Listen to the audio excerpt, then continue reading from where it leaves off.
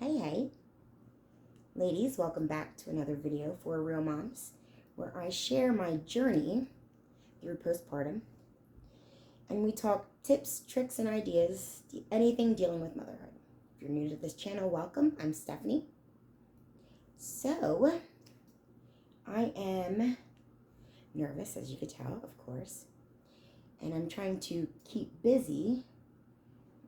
My daughter had this yarn in her room, and I kind of crocheted it with my hand, and now I'm going to roll it and make it, she wants a pillow, so I have to get another thing of yarn and do another side, and then I guess just sew it together. I don't know, but these I guess are supposed to tie it. She's 16. I don't know what she wants. It'll probably be different by tomorrow. So anyway, I have been 39 for 11 days now. It's not as bad as I thought, but I will say that it's been different in a good way, I guess. For my birthday, I decided what I wanted to give myself, and that was to be completely and 100% honest with my friends, with my family. So what I did was I posted a video on Facebook, kind of giving some things about who I really was, the stuff I'm going through, just kind of like my past, and things people most likely didn't know. Just a quick talk about that. I grew up in a hoarded house. I grew up with a mother who liked to lie all the time and kind of show face outside of the house. But when we got in the house, it was completely different. I talked a little bit about my anxiety and how I can't go to stores and out by myself really right now because my anxiety just gets so high. And then I talked about my tics. I have these nervous things that I do, almost not Tourette's, because that happens all the time, I guess, but these only come when I get anxious, when I get stressed, when I get nervous. It could be blinking, it could be making a noise, it could be squeezing my hands, counting even numbers. So it's just, it's hard to,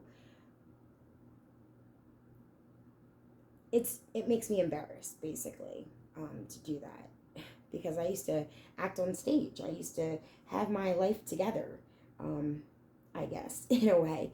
But so now I just feel a little odd. But you know what? I shared that with my Facebook friends and family, and they were so completely supportive.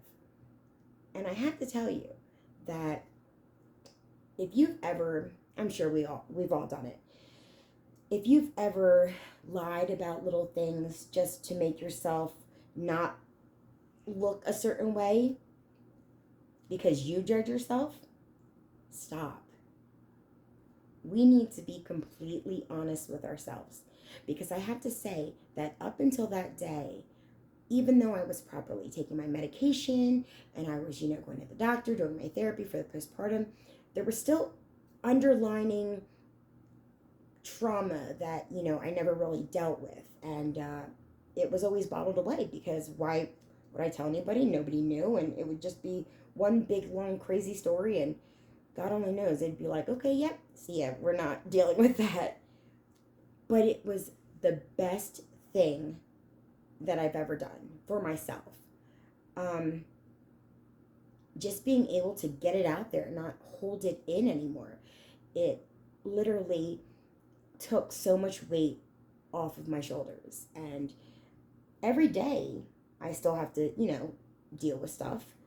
But just being able to share a little bit of what I went through, and what I'm currently going through, it was an amazing feeling.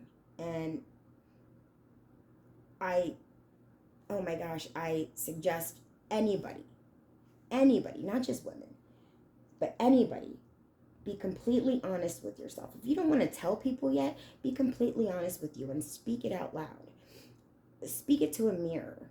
Look at yourself and say these words. When you say these words out loud, it makes you understand, okay, well, that was that. Now, how are we going to get past it? It, I'm telling you, it was the best gift I ever gave myself.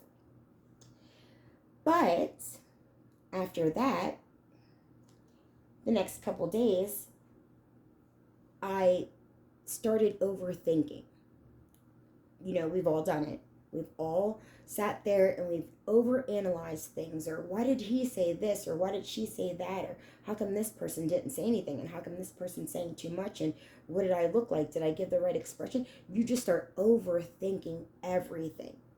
And then it starts getting you, okay, at least for me, dealing with this depression, I wind up going back into my shell. And I understand that that's not healthy. And thankfully, I have a great, great husband that kind of takes on the role of mom when I get into those mindsets. But he also sits with me and he talks with me, and he understands that it's going to be a long journey, but it's baby steps.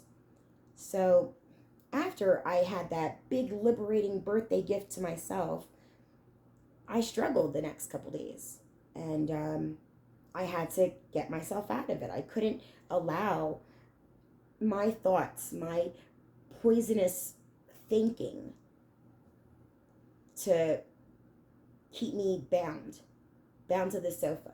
That's another thing. I'll talk to you about that in a second. But it, I had to push myself. I had to push myself and get up and okay, yes, I was feeling those things. Yes, it might not have been relevant, it might not have been true, but in my head I concoct these stories, these things, and I start second guessing myself and my decisions. So I was second guessing the fact that I think I shared too much, but in actuality I didn't share enough. So I got through it, and it was difficult.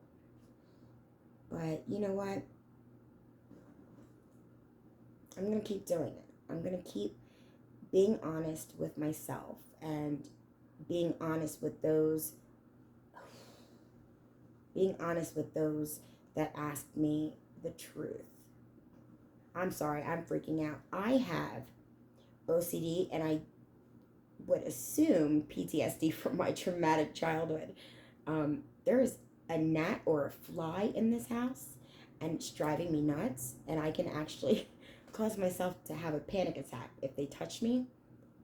If you ever seen Hoarders, the TV show, you know that bugs and flies and everything like that live amongst all the hoard. So during my childhood, I there was always gnats or flies or something, and so it's might not seem like a big deal for anybody else, but for me, it's like, oh, it touched me. And it's so hard to concentrate. I sit here with a bottle of bleach just to spray it. But I have to say that whenever I do shoot a gnat or a fly on that stream setting, gosh, I feel like a cowboy. It's like, yes, like awesome. Success. But yeah, so 11 days, being 39, and it's not bad. I've made some doctor's appointments for myself. Normally my husband does that because I get anxiety. I've driven my kids to school, which was a big obstacle because if anybody knows anything about agoraphobia, you don't leave the house. You have a safe zone. That's your safe spot. And it was getting to that point where anytime I would go out in public, anywhere, I would get anxiety and panic attacks. And You know, I think, okay, yeah, I'm good. I could do it this time. I could do it this time. And then I wind up pushing myself instead of taking those little baby steps that, I want to do. I'm like, oh, well, I feel good about that. So let me go ahead and walk 10 more miles by myself. Or, oh, I got through that one store. So let me go ahead and do grocery shopping for the entire month. Like, and then I do it to myself. Um, so that's something that I have to work on. But every day is a new day, and a healthy mom makes for a better mom. So I'm gonna get that gnat. Um, ugh. Anyway, tonight my husband would like to take me out on a date. Not really a date, but like alone time without kids. So I think he said he wanted to take me to go play bingo, which I'm like obsessed with bingo. If any those that watch this that know me, and I will actually put real money on those stupid bingo games and not get real money back. Like I don't win real money. I just win credits and the next level, and oh god, I'm obsessed. Anyway, I'm so excited to go. But then again, I'm nervous. I don't want to say the wrong things or look a certain way or feel like everybody's looking at me. And so we might go, we might not. But right now, I feel confident that I'll be able to do it. This afternoon, I actually did something by myself. I went, after driving the kids to school, which we live an hour and 20 minutes from the school. So, well, from both the schools, it's crazy.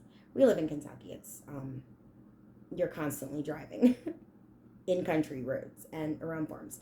But I passed this church and it said, it was like a clothing giveaway or something like that. And, money's been tight and stuff. My father-in-law had a heart attack this summer. There it is. This summer, and my husband had to leave for a month, almost a month and a half, to go to the hospital and go, be by his side. Which I'm so glad that he was able to do that, but it kind of put bills and everything else behind, and so I figured I would stop in and see if I can grab some onesies and clothes for little man over here. The babies, they grow so fast. I swear, I'm like still trying to put him in like 3 to 6 months clothes, and he's already like 14 months. It's sad. But I pulled up and I sat in the parking lot for about 10 minutes, and I was nervous to go in. But I did it. And I felt so proud of myself, and I spoke to people, and yes, I was completely shaking, and I felt the need to explain just because I feel like people judge me when they see me like shaking and trembling on my words, and I had to explain that, I'm sorry, I'm not on drugs or anything. I'm just really apprehensive with different situations and new environments, and my anxiety is really high. And they were the most caring people there that I've met in a long time. These ladies, they gave me hugs. They were helping me find some clothes for the kids, and it was all free. So that was a complete blessing. So what I think I'm going to do is, since I was able to get some clothes for the baby, I think I'm going to pass over the clothes that, he's already grown out of to the church as a thank you. So I was pretty proud of myself. And I might visit on Sunday. Again, I'm not making plans, because if I go ahead and I start making plans, okay, I do countdowns and my OCD kicks in, and okay, well, I have to make sure I have to do this, and I'm not going to stress myself out. If I'm able to, then I would like to join, then I would like to visit the church. That was really sweet of them. But things are going good. Things are going to go according to plan, hopefully. Now, my plan is to be completely healthy mentally in the next week. No, I'm joking. I would like to be back to my old self, and just laugh and joke and, not feel so heavy with stresses. Um, I know it'll take time, but it'll happen. Ladies, if you've ever had experiences with this, comment below and let me know what worked for you, as far as, ways to de-stress yourself. I know I craft, I paint, and I just try and find anything that, lately I've been doing puzzles. I just find anything that'll keep me busy. Um, I have OCD, so my compulsions get really high, especially at night. And, I'm check on the girls. My girls, they're 16 and 11, and I check on them around 8 to 10 times, but it's got to be an even number. And then I have the baby, so I'm pretty much on his sleep schedule still. But my goal this week is to eventually, I'm hoping that I can get off of this sofa. This sofa is completely beat up. Look at this. Oh my gosh. But it has been my safe spot for the, oh gosh, for the last year and a half. No, almost, 2 years. Because during my pregnancy, the bed was really uncomfortable. And so I slept out here on the sofa because it was easier to position, with my belly and stuff. But then after the pregnancy, I went back into the bedroom. But for some reason, my mind kept telling me that, I was better and I was safer out on the sofa. So I haven't slept in bed with my husband or in my bedroom for almost 2 years since I've been pregnant. And, every month and a half, I'll go in there. I'll be like, okay, I'm going to do it. I'm going to move all my pillows and blankets into the bedroom and everything will be fine. And then I stay in there for like a couple days. And then I just feel safer out here. I told my doctor this. And why do I only feel safe out on this? Only on this sofa, too. Only on this sofa. And he said it probably has something to do with my past. And how I was explaining, I grew up in a hoard, in a hoarded house. And once all the rooms were hoarded out, we only had the living room. And I'm talking, it was a small, cute house, in a tiny little neighborhood. But it had the smallest little living room. And me and my sister, we both slept on a sleeping bag each. But that was like my space. That was my safe zone. So it didn't matter how hoarded the house got. It didn't matter what was around me. I knew that that was my spot and nobody could take that away. And it just made me feel safe because if I had my markers or coloring books at the time or, books I wanted to read or anything like that, I had it all organized at the top of my sleeping bag. And it just made me feel like, okay, I'm going to be okay. Because if you've ever been in such a compacted area, you feel congested, you feel claustrophobic. And that actually relaxed me to have that, my own spot. Well, since the pregnancy, I've been on the sofa and I don't want to be on the sofa. I'm not fighting with my husband. I would like to go in the bedroom and be able to, watch TV together, sleep in the same bed together. And I have to talk myself into it. And I know it's not fair to him because I keep going in and then coming out and then going in and then coming out. But that's my goal for this week, is to get my butt back in that bedroom. I'm hoping. But ladies, if you have any ideas, any tricks, any tips on how you deal with anxiety, how you deal with stresses, comment. And I would love to hear different suggestions, because sometimes mine don't work. The things I do, my stuff doesn't work, and I might need some new things to work on. So, yeah, so that's that. Tomorrow, 11 days at 39.